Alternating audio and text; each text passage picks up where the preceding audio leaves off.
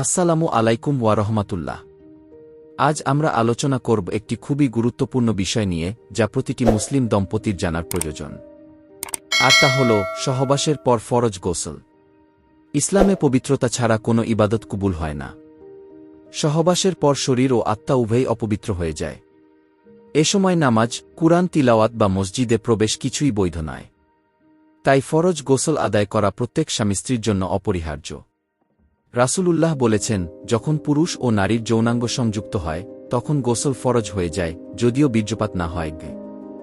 সহিহ মুসলিম এ থেকে স্পষ্ট বোঝা যায় শুধুমাত্র বীর্যপাত হওয়াই নয়, বরং মিলনের ঘটনা ঘটলেই গোসল ফরজ হয়ে যায়। ফরজ গোসলের তিনটি মূল কাজ রয়েছে। প্রথমত, নিয়ত করা, মনে মনে ইচ্ছা করা যে আমি পবিত্র হওয়ার জন্য গোসল করছি। দ্বিতীয়ত, মুখে পানি ঢোকানো, কুলকুচির মাধ্যমে মুখ পরিষ্কার করা। তৃতীয়ত, নাকে পানি প্রবাহিত করা, নাকে পানি টেনে নিয়ে পরিষ্কার করা। আর চতুর্থত, পুরো শরীর ভিজানো, শরীরের কোনো অংশ শুকনো রাখা যাবে না। রাসূলুল্লাহ এর শিক্ষা অনুযায়ী সুন্নত পদ্ধতি হল: প্রথমে হাত ধোয়া, তারপর গোপনাঙ্গ পরিষ্কার করা, এরপর উর মতো পূর্ণ অজু করা। তারপর মাথায় ভালোভাবে পানি ঢালা যাতে চুলের গোড়া পর্যন্ত ভিজে যায়। এরপর ডান দিক থেকে শুরু করে পুরো শরীর ধুতে হবে এবং শেষে বাম দিক। এভাবে করলে ফরজ গোসল আদায়ের পাশাপাশি সুন্নত পূর্ণ হবে। গোসল না করলে অনেক বড় ক্ষতি হয়।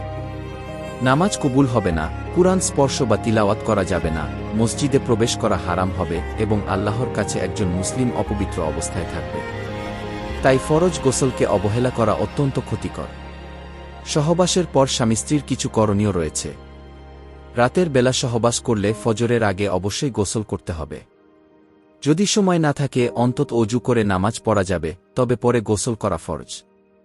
স্বামী স্ত্রীকে পরস্পরকে মনে করিয়ে দিতে হবে যাতে কেউ ভুলে না যায়।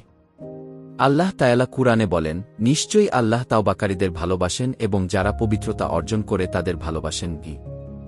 সূরা আল বাকারাহ 222 এ আয়াত আমাদের জানিয়ে দেয়, আল্লাহর প্রিয় বান্দা হতে চাইলে সর্বদা পবিত্র থাকতে হবে।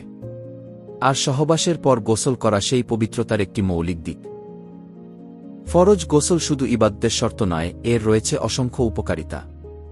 শরীর সতেজ হয়, মানসিক প্রশান্তি আসে, জীবাণু ও রোগ থেকে সুরক্ষা মেলে এবং মনোযোগ সহকারে ইবাদত করা সহজ হয়। বিজ্ঞানসম্মতভাবেও দেখা যায় সহবাসের পর গোসল শরীরকে আরাম দেয় এবং মানসিক চাপ কমায়। প্রিয় ভাই ও বোনেরা, সহবাস আল্লাহর দেওয়া বৈধ নিয়ামত। কিন্তু এরপর ফরজ গোসল করা ছাড়া কোনো উপায় নেই। এটি শুধু একটি দায়িত্ব নয়, বরং আল্লাহর কাছে নিকটবর্তী হওয়ার মাধ্যম। অতএব আমাদের সকলের উচিত সহবাসের পরপরই ফরজ গোসল করা, শরীর মনকে পবিত্র রাখা এবং ইবাদতের জন্য সর্বদা প্রস্তুত থাকা। আল্লাহ তাআলা আমাদের সবাইকে পবিত্রতা রক্ষা করার তৌফিক দান করুন।